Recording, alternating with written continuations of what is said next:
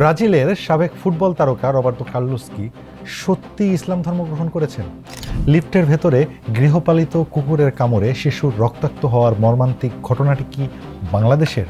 কিংবা চালুর প্রথম দিনেই কি হানিফ পরিবহনের ধাক্কায় খাদে গড়িয়ে পড়ল বিআরটিসির পিঙ্ক বাস? নাকি শেখ হাসিনাকে মাতৃসম বলে মন্তব্য করলেন ভারতীয় কংগ্রেস নেতা রাহুল গান্ধী?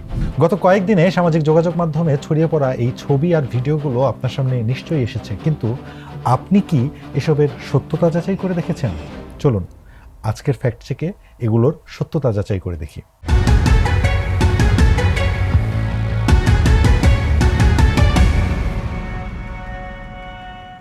ঘটনা 1, ব্রাজিলিয়ান ফুটবল কিংবদন্তি রবার্তো কার্লোসের ইসলাম গ্রহণের দাবি।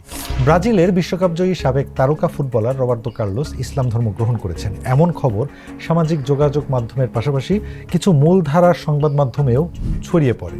এমনকি টুপি পরা তার কিছু ছবিও পোস্ট করা হয়। সত্যিটা কি? খবরটি সত্যি নয়। সৌদি আরবের রাষ্ট্রীয় গণমাধ্যম ওকাজকে দেওয়া এক এক্সক্লুসিভ বিবৃতিতে রবার্তো কার্লোস নিজেই স্বীকার করেছেন যে এই দাবিটি একদম ভুয়া। তিনি জানান তার মরক্কান স্ত্রী সোহাইল এল তাহিরির সাথে বিয়ের অনুষ্ঠানে ধর্মীয় রীতি পালনের কারণে গুঞ্জন ছড়ালেও তিনি নিজে ধর্মান্তরিত হননি। এছাড়া টুপি পরিহিত ভাইরাল ছবিগুলো বিভিন্ন এআই টুল দিয়ে পরীক্ষা করে নিশ্চিত হওয়া গেছে যে এগুলো কৃত্রিম বুদ্ধিমত্তা বা এআই দিয়ে তৈরি। ঘটনা 2, লিফটে শিশুকে কুকুরের কামড়ের ঘটনা।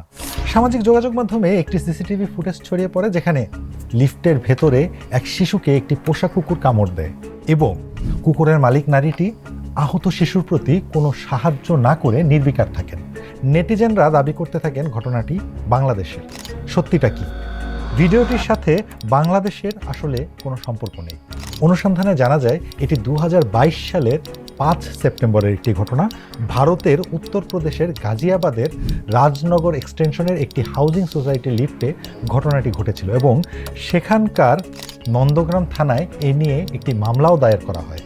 ভারতের সেই পুরনো ফুটেজকে বিভ্রান্তিকরভাবে বাংলাদেশের দাবি করে শেয়ার করা হচ্ছে।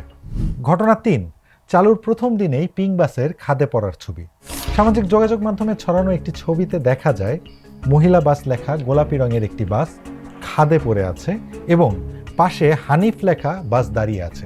দাবি করা হয় চালুর প্রথম দিনেই হানিফ পরিবহনের ধাক্কায় নিয়ন্ত্রণ হারিয়ে পিঙ্ক বাস খাদে পড়ে যায়। সত্যিটা কি? প্রচারিত ছবিটি শতভাগ এআই দিয়ে তৈরি ও সম্পাদিত একটি ভুয়া ছবি। মূল ছবিটি মূলত চলতি বছরের 16ই মার্চ বাকেরগঞ্জে ইসলাম পরিবহন বাসের দুর্ঘটনার।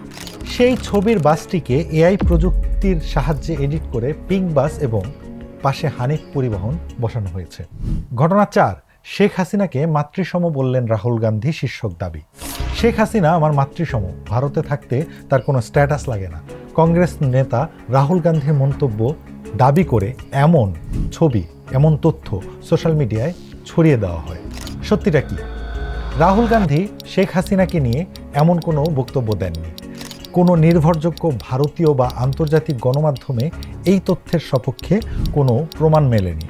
অনুসন্ধানে দেখা যায় theworldnews.com এবং লাস্ট নাইট পোস্ট নামের ফেসবুক পেজ থেকে কোনো তথ্যসূত্র ছাড়াই সম্পূর্ণ কাল্পনিকভাবে এইরকম তথ্য দিয়ে এআইয়ের সহায়তায় ছবি এবং ফটোকার্ড তৈরি করে ছড়িয়ে দেওয়া হয়েছে। সামাজিক যোগাযোগ মাধ্যমে যা দেখছেন তার সিংহভাগই এআই প্রযুক্তি বা অন্য প্রেক্ষাপটের ভিডিওকে ভুল দাবিতে ছড়িয়ে তৈরি করা বানোয়াট গুজব হতে পারে।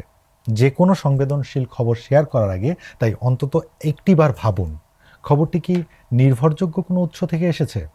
ফ্যাক্ট চেক দেখুন প্রথম আলোর ফেসবুক, ইউটিউব এবং প্রথমআলো.com-এ। সত্য জানুন, সচেতন থাকুন।